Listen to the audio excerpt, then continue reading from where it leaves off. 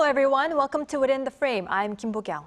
65 years. This is how long it took for South Korea to rebuild former diplomatic relations with Cuba. After secretive, steadfast efforts for several decades, South Korea finally established bilateral ties with Cuba last Wednesday. As Havana had long been considered as North Korea's close brother, many say this will have put much pressure on the reclusive regime. How do experts see the significance of ties forged between Seoul and Havana, and what was Pyongyang's response? For this, we invite Professor Chung Ku-youn from Kangwon National University. Professor Chung, good to see you again. Thank you for having me. And we also have Professor Hannes B. Mosler from University of Duisburg-Essen. Welcome to the show, Professor Mosler. Thank you for inviting me. All right, first question to our Professor Chung. So South Korea established diplomatic ties with Cuba last Wednesday, and the presidential office described it as completion of our diplomacy vis-a-vis the socialist bloc. How do you see the significance of this? Oh, well, the establishing diplomatic ties with Cuba this time can be understood in the context of Northern diplomacy or Northern policy during the Notae administration in the past, like 1990s and in late 1980s. That Northern policy aimed to secure diplomatic leverage against North Korea through normalization of relations with socialist countries, and at the same time maintain peace and stability on the Korean peninsula by improving relations with China and Soviet Union, which are the most important neighboring countries around the Korean peninsula. But at the same time, this move actually pursues economic benefit through cooperation with socialist countries by expanding our market. So in the past, this Northern policy, not only it has a good leverage against North Korea, but at the same time, it was actually enlarged the diplomatic horizon beyond the Korean peninsula. So I think this time, expanding our diplomatic ties with Cuba is similar context, I think. Not only we pursue the global pivotal state, but at the same time, this diplomatic move can be understood in the context of dissuasion strategy for North Korea's denuclearizations under the current Yoon Suk-yeol administration, by formulating South Korea's diplomatic strategy in a way that increases cost of maintaining regime through nuclear developments. I think this is kind of smart move for South Korea to impose on North Korea in this context. All right, I see. Well, it's quite interesting to hear that this could be interpreted as a continuation of Northern policy from Notae government. Now, as significant as it is, the process, however, was not that easy, Professor Mosler. I hear the establishment of a formal relationship with Cuba was a culmination of steadfast efforts by Seoul since 2000. Now, since when, why, and in what ways did South Korea knock on Cuba's doors? Yeah, actually, South Korea and Cuba had established diplomatic relations already in 1949, but after the revolution in Cuba, the relations were cut in 1959, and since then the Caribbean country opted for North Korea, as we know, as its partner. For South Korea, Cuba was not important enough in the early 1990s when President New pursued his Northern policy, as Professor Chung mentioned, towards socialist countries. So it was only towards the end of the 1990s that President Kim Dae-jung then initiated first attempts to normalizing the relations again. In 2005, eventually the Korea Trade Investment Promotion Agency opened a trade center on the island, and later in 2013, the South Korean foreign minister visited Cuba for the first time. And, well, what we are seeing right now is that the Yoon administration is simply reaping the fruits of his predecessor's work. But of course, there's no doubt that one of the most important factors in Cuba finally giving in to South Korea's advances was its worsening economic situation. It needed a helping hand, and South Korea was ready to provide that. Right, I see. Well, our Professor Mosler already pointed out, but I wonder what were the reasons behind Havana making a decision to set diplomatic ties with Seoul. Now, as our Professor Mosler already said, many reports say it was because of economy, from inflation issue, food and power shortages. But was that the only case, Professor Chung? Well, as Professor just mentioned, Cuba has faced sanctions from many countries, including the United States, for a long time. Even though President Obama a few years ago lifted the embargo on Cuba in 2014, I think, engaged in official negotiation for normalization of diplomatic relations, which include agendas such as freedom of travel, expansion of export and import, and reconsideration of designation of state sponsor of terrorism. But during the President Trump tenures, due to relationship with Venezuela and Cuba and many others, he ultimately designated Cuba as a state sponsor of terrorism. And President Biden also cast a dissenting vote on a UN resolution urging the lifting of the economic blockade on Cuba. So now it is more so because not only because of this geopolitical reason, but also this illegal immigrants coming into the United States. All the Americans, which used to be very favorable to Cuban people, but now it has more dissenting voices. So for United States, even though it wants to kind of improve the relationship with Cuba, now they have more challenges. And in such a situations, economic exchanges are considered to be a very vital factor to consider for Cuba. All right, I see your point. Now, Professor Mosler, now that bilateral ties have been set up, it is natural to expect South Korea's global profile to be expanded, with Seoul's investment and trade volume in the region to increase. What is the current status quo regarding trade, and what economic cooperation could we expect from now on? Well, at this point, frankly, we are only at a possible beginning of a more active trade relationship. And the sanctions against Cuba, as we just heard, make it very difficult to trade freely and without restrictions with this country. As of now, South Korean trade relations with Cuba have been very limited, therefore, and rather tilted, I would say. In 2022, South Korea exported twice as much to Cuba than it imported from there. And, well, of course, this might change in the future when Cuba is free from sanctions and develops its economy. But today we are still far from that point of time. So all in all, I would say the implications of the new relationship should neither be understated nor overstated. For South Korea, it is more of a symbolic relevance than something that will make a real difference anytime soon. But of course, it is better to have these relations than not. So you could say that for Cuba's future, this new trade relationship probably will be crucial. And for South Korea, it is simply nice to have. All right, I see. It seems it would take some time for investment and trade volume to significantly increase between the two countries. All right. Well, Professor Chung, we need to also take a look at how other countries are viewing Seoul's establishment of diplomatic ties with Cuba. First is Washington. Cuba is on Washington's list of state sponsors of terrorism. I think you have already mentioned this. And though the State Department said the U.S. respects the ROK's right to determine the nature of its own diplomatic relationships, many interpreted these words as not being welcoming. How will the U.S. be viewing this? As you just mentioned, Cuba is in the list of state sponsor of terrorism. So it is kind of not positive response. We are not going to receive a positive response from United States if we are really willing to, reopening our markets and reopening diplomatic kind of relationship. But I think United States understand that this gesture of South Korea at this time, the normalization of diplomatic relations with Cuba, has been achieved within the context of North Korea policy. I think Presidential Office already mentioned it. They are mentioning that this is the kind of victory against this current peninsula.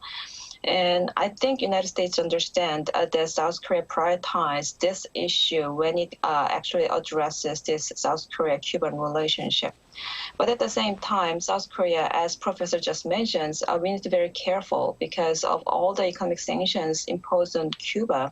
Not only United States economic actors, but also other international actors are also already suffering from this sanctioning mechanism, especially this Helen Burton's Act passed in 1996, which is known as the Cuban Liberty and Democratic Solidarity Act. Not only punished U.S. companies, but also businesses from other countries as well. And United States already know and and they expect other countries already know that this law will be complied with by international community. So I think they have expectations, and our expectation can be aligned to some degree. All right, I see. Well, as our Professor Chung already said, that this announcement and this decision was in the context of North Korea-related policy. We definitely need to talk about North Korea's position regarding this issue. It has been pointed out already that North Korea has long been boasting brotherly ties with Cuba. Now that Havana has opened its doors to Seoul, how might bilateral ties between Havana and Pyongyang be, Professor Mosler? Well, I guess at this point, this remains to be seen. There has been no official response from Pyongyang yet, as far as I know. But I'm quite certain that they will not be amused, to say the least. Cuba was North Korea's door to Latin America, and it is one of the only very few countries North Korea exchanges ambassadors with. So in this sense, this is yet another step toward North Korea's increasing diplomatic isolation from the international community. And to be honest, I don't think that this is a positive development, right? But also for North Korea, ties to Cuba are not that crucial. And recently, as we know, it was very successful in strengthening ties with China and particular Russia, which is far more important and far more dangerous, by the way. So in sum, I would say North Korea will not be amused. At the same time, its relations with Cuba may not be affected too much. It is more of a symbolic victory for South Korea, not a real one. All right. Professor Mosler, that being said, do you believe North Korea would be, strengthening ties with Russia even more now that Cuba is on, I don't know if it would be correct to say like this, but now that Cuba is on Seoul's side? Oh, yes. I mean, I don't think that Cuba is such an important player in the game. So regardless of these new developments, Russia has very strong interests in cooperating with North Korea for its ammunition, for what they can receive from North Korea to continue their war of aggression on Ukraine. So I wouldn't overstate the new relations between South Korea and Cuba, but rather point out that the new relations and closer relations between North Korea and Russia are highly dangerous. All right, I see.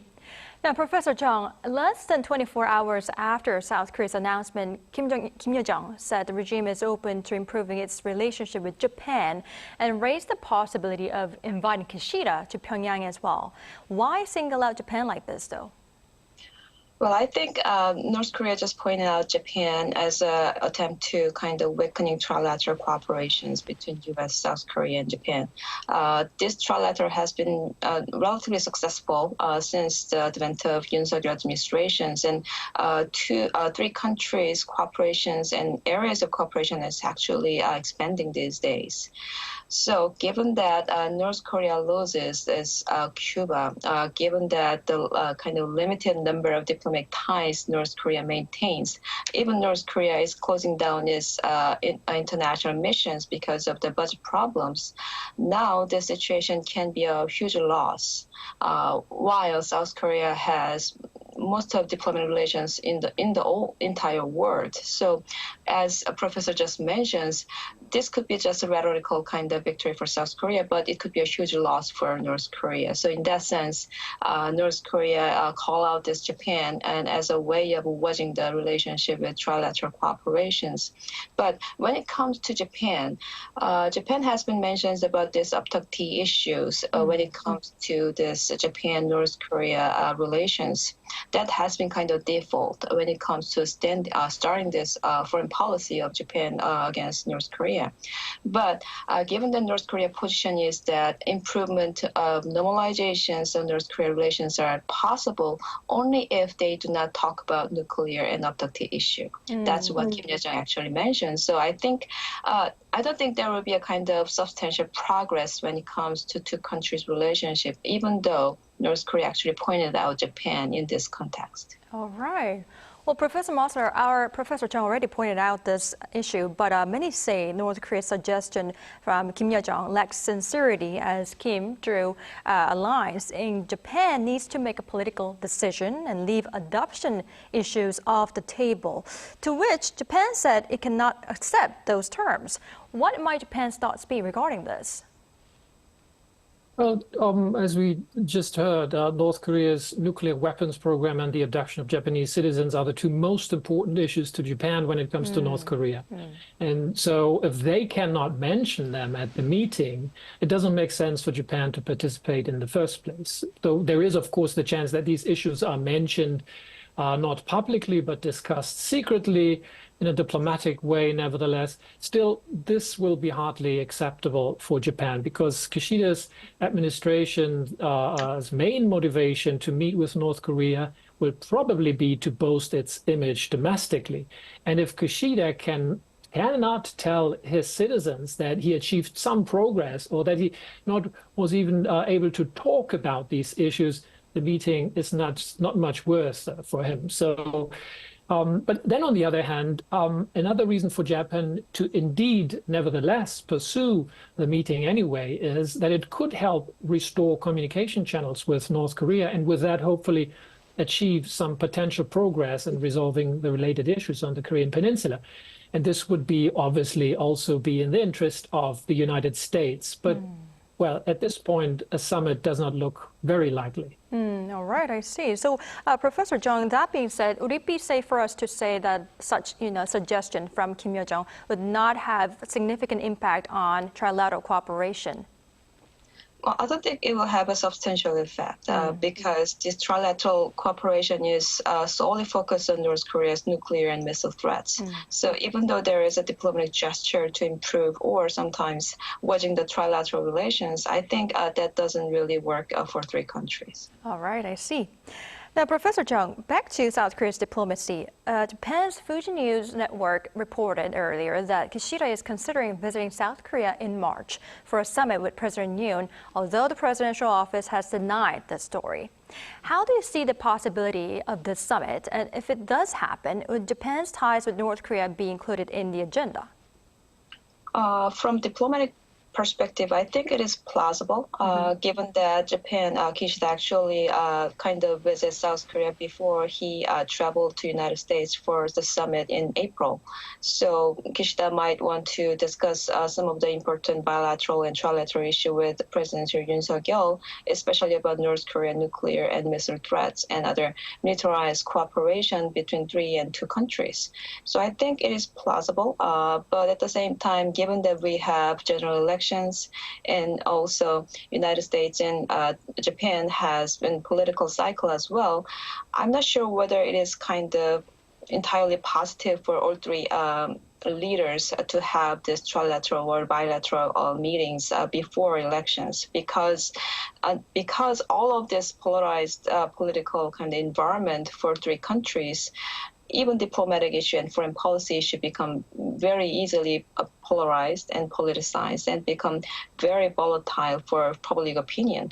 So I think it is important for diplomatic perspective to have and coordinate all the steps and cooperation agenda, but at the same time, there might be adverse effect for public opinion as well. All right, I see your point.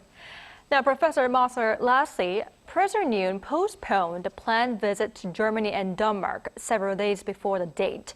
Now, apparently, this is the first time he has delayed an overseas visit. Is such delay usual one, and what might have been the reasons behind it?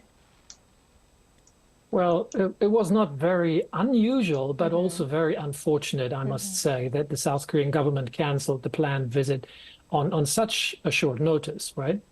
It is even more disturbing because Germany seems to be one of the very few countries that President Yoon has not visited since taking office. And this is all the more puzzling because last year we celebrated 140 years of diplomatic relations between the two countries, that is, between Germany and South Korea. So, yeah, quite unusual and unfortunate. As for the reasons, one can only speculate at this point.